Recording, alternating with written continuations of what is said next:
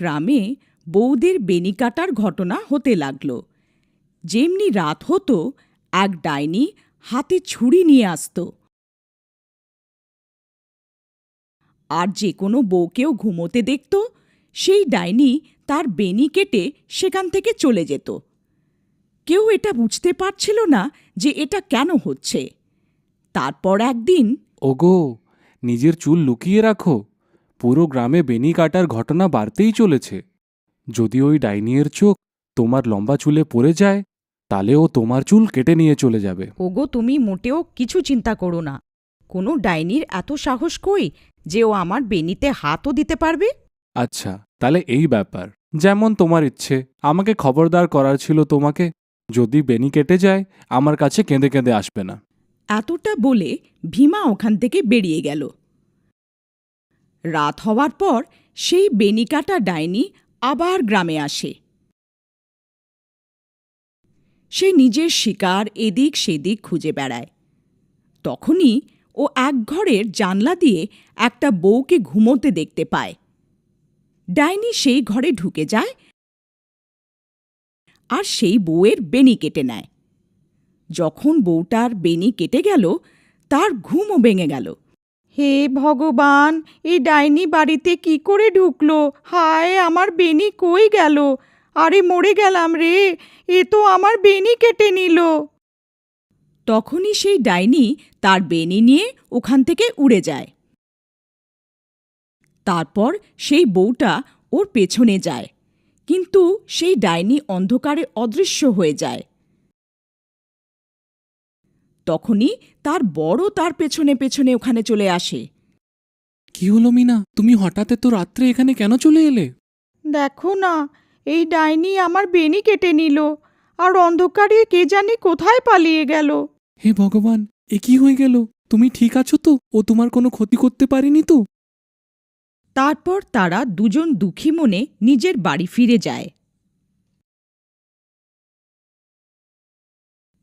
পরের দিন সকালে মিনা বেনি কাটার কথা পুরো গ্রামে ছড়িয়ে যায়। সবাই সেই ডাইনির বিষয়ে কথা বলছিল। তারপর ভীমাকে নিজের বউয়ের চিন্তা হলো, তাই সে নিজের বাড়ির দিকে ফিরে গেল। বাড়ি পৌঁছে সে নিজের বউয়ের ঘরে যায় আর দেখে যে তার বউ নিজের চুল চিরুনি করছিল। আরে সুমন, তুমি শুনতে পেলে? কাল রাত আমার বন্ধু মোহনের বউয়ের বেনি সেই ডাইনি কেটে নিল। আমাকে তোমার জন্য খুব চিন্তা হচ্ছে। যদি ওই ডাইনি এখানে চলে আসে? আরে, আমাদের ভয় পাওয়ার কোনো দরকার নেই। তুমি ভয় পেও না, আমার কিছু হবে না। সুমন, তোমার চুল তো দিন পর দিন লম্বা হতে চলেছে। আগে তো এগুলো এত তাড়াতাড়ি বাড়ত না। হঠাৎ এগুলোকে এরকম কি হলো? ওগো, আমি এখন নিজের চুলের একটু বেশি যত্ন নিচ্ছি, তাই। ঠিক আছে, ঠিক আছে, তুমি নিজের খেয়াল রাখো। আমি মোহনের সঙ্গে দেখা করে আসি।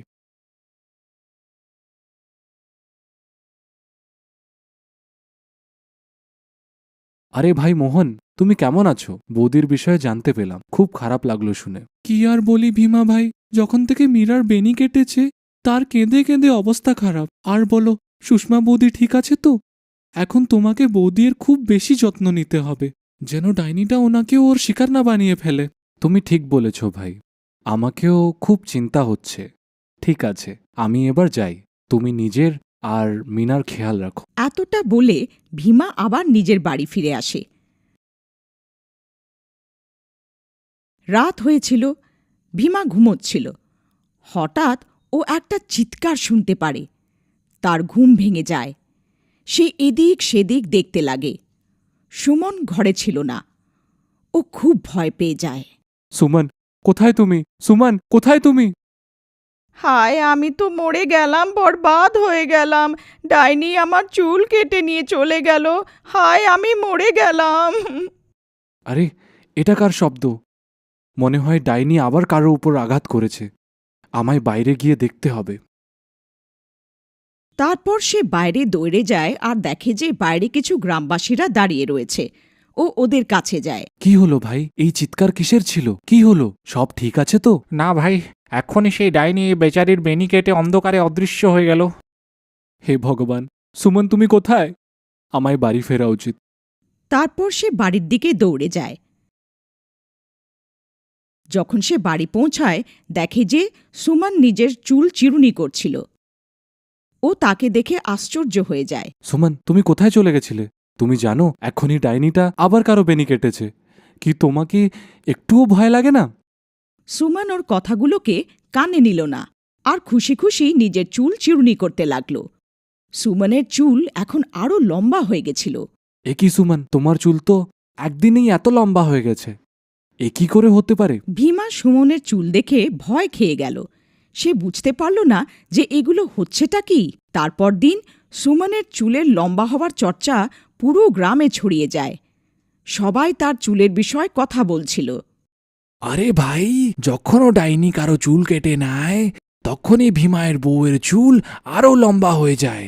আমাকে তো লাগে ভীমায়ের বউই বেনি কাটা ডাইনি হচ্ছে। ভীমা সব গ্রামবাসীদের কথা শুনছিল। সে কিছু বুঝতে পারছিল না যে ও কী করবে। তারপর ও নিজের বন্ধু মোহনের কাছে সাহায্য চাইতে যায়। মোহন ভাই, আমাকে লাগছে সুমনই সেই ডাইনি যে গ্রামে সবার চুল কেটে নিচ্ছে। তুমি এমন কেন বলছো ভাই? ভাই, যখনও কারো বেনি কাটা পড়ে সুমনের চুল আরও লম্বা হয়ে যায়। আর কাল যখন ডাইনির ঘটনাটা হলো, সুমন নিজের বিছানাতেও ছিল না। তারপর হঠাৎ কে জানি কোথা থেকে চলে আসলো। যদি এরম হয় তাহলে আমাদেরকে কিছু তো করতেই হবে। তুমি আজ রাত্রে ঘুমানোর নাটক করবে, তারপর যখনই বৌদি বাড়ির থেকে বেরোয় তুমি তার পিছনে যেও। তারপর সব স্পষ্টভাবে আমরা জানতে পারবো। মোহন ভাই, তুমি আমার সঙ্গে আমার বাড়ি চলো। তুমি ওখানেই লুকিয়ে পড়বে, তারপর ওকে আমরা ঠিক মুহূর্তে ধরে নেব। ঠিক আছে, চলো তাহলে।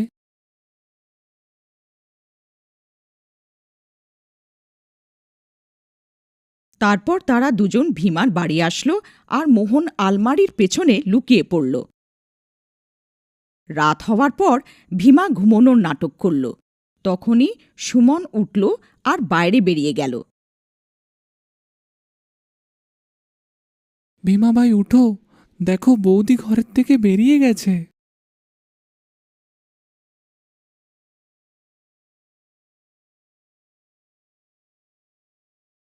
সুমন কিছু দূর যেতেই ডাইনিতে পাল্টে গেল আর নিজের শিকার খুঁজতে লাগল। ভীমা আর মোহনের চোখ বড় বড় হয়ে গেল। ভীমা ভাই, তোমার সন্দেহ ঠিক সাব্যস্ত হলো। তোমার বউ তো ডাইনি বেরোলো। মোহন ভাই, এবার কি করি? এই নিশ্চয়ই নিজের শিকারের খোঁজে বেরিয়েছে। যদি আমরা ওকে না আটকাই তাহলে আজ সে আবার কারো চুল কেটে নেবে। কিন্তু ভীমা ভাই, বৌদি সবার চুল কেন কাটছে? আমি কি জানি ভাই, বৌদির সঙ্গে দেখা হলে জিজ্ঞেস করে নিও। চলো ওর পিছনে যাই। একটু দূর ওর পেছন যাওয়ার পর ডাইনি একটা জায়গায় থেমে যায়। তারপর সে এদিক ওদিক নিজের শিকারের খোঁজ করতে লাগল। তখনই ডাইনি তার চোখ একটা বাড়ির ওপর পড়ল আর সে সেই বাড়িতে ঢুকে পড়ে। ওখানে ও একটা বউকে ঘুমাতে দেখতে পায়। ভীমা ভাই, বৌদি তো এই ঘরে ঢুকে গেল, এবার কি করি? আরে বোকা, এই বৌদি বৌদি কি লাগিয়ে রেখেছিস? এই মুহূর্তে ও তোর বৌদি না, একটা ডাইনি হচ্ছে। চলো আমরাও ওর পিছনে যাই। আরে বাহ, এর চুল তো অনেক লম্বা। আজ একেই আমার শিকার বানাবো। তখনই ভীমা আর মোহন সেখানে পৌঁছে যায়। থেমে যাও বৌদি, আমি তোমাকে এরম করতে দেবো না। এ ডাইনি, ওখানেই থেমে যা, নাহলে তোকে প্রাণে মেরে ফেলবো। দেখো সুমন, তুমি এটা ঠিক করছো না। তোমাকে এক্ষুনি এইসব বন্ধ করতে হবে। এ মূর্খ মনুষ্য, আমি কোনো তোর সুমান না, আমি একটা ডাইনি। ব্যাস, আমাকে আর একটু চুলের দরকার আছে, তারপর আমি মহাশক্তিশালী হয়ে যাব। তারপর চারিদিকে আমারই রাজত্ব হবে। ভীমা ভাই, তুমি একে কথায় ভুলিয়ে রাখো। আমি পেছন থেকে গিয়ে ওর বেনিটা কেটে নেব। তারপর ভীমা ডাইনিকে নিজের কথায় ভুলিয়ে রাখে। তখনই মোহন চুপ করে ডাইনির পেছনে পৌঁছে যায় আর তার বেনি কেটে নেয়। আরে মরে গেলাম রে, এটা তুই কি করলি? আমার সব কাজে জল ঢেলে দিলি। বেনি কাটতেই ডাইনির সব শক্তি শেষ হয়ে গেল আর সুমন ডাইনির কাছে থেকে মুক্তি পেল। আরে বৌদি, তুমি ফিরে আসলে? মোহনদা, তোমার অনেক অনেক ধন্যবাদ। তোমার জন্যে আমি এই ডাইনির থেকে মুক্তি পেলাম। ভীমা ও নিজের বউকে ফিরে পেয়ে খুশি হয়ে গেল আর ওরা দুজন আবার একসাথে থাকতে লাগল। এরমভাবে গ্রামের লোকেরা বেনি কাটা ডাইনির থেকে মুক্তি পেয়ে গেল আর সব গ্রামবাসী হাসি খুশি থাকতে লাগল।